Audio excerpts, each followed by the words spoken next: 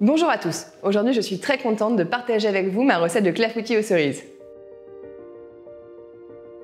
Le clafoutis, c'est le gâteau de l'été par excellence. On attend ces cerises avec tellement d'impatience. C'est un gâteau qui est doux, qui est réconfortant et surtout c'est un gâteau qui se partage. On a tous le souvenir d'un bon clafoutis juste sorti du four, un long déjeuner de famille. Ce beurre, il va surtout faire ce petit jus de cerises qui vont venir enrober les cerises et donner toute cette gourmandise. Allez, c'est parti, on y va. Pour commencer, je vais mélanger mes œufs, mes jaunes et mon sucre cassonade. Puis j'ajoute la poudre d'amande et la farine, et ensuite la crème liquide et la crème épaisse. Je taille les cerises en deux. J'enlève les noyaux à l'aide d'une cuillère à pomme parisienne. Je garde la moitié de mes cerises pour les mettre dans l'appareil à clafoutis. Puis je garde l'autre moitié pour les poêler. Je fais fondre le beurre, puis délicatement au pinceau, je viens déposer une fine couche de beurre. Je saupoudre de sucre cassonade. Je verse ce mélange dans un joli plat et je parsème de cerises coupées.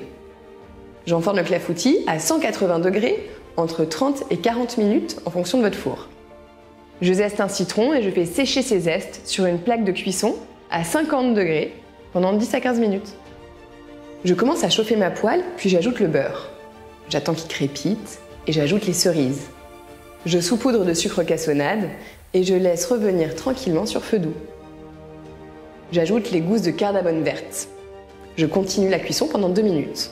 Je finis avec une petite pointe de fleur de sel. J'ajoute à la fin le jus de citron, ce qui va donner toute cette couleur rouge aux cerises. Je garde ce petit jus de cerise qui me reste au fond de la poêle, puis je peux l'utiliser pour venir le déposer sur les assiettes au moment de servir. Je coupe les segments d'un citron pour décorer le clafoutis. Une fois le clafoutis cuit, je dépose délicatement les cerises tièdes, ainsi que les zestes de citron et les petits suprêmes. Et maintenant, on passe à la dégustation.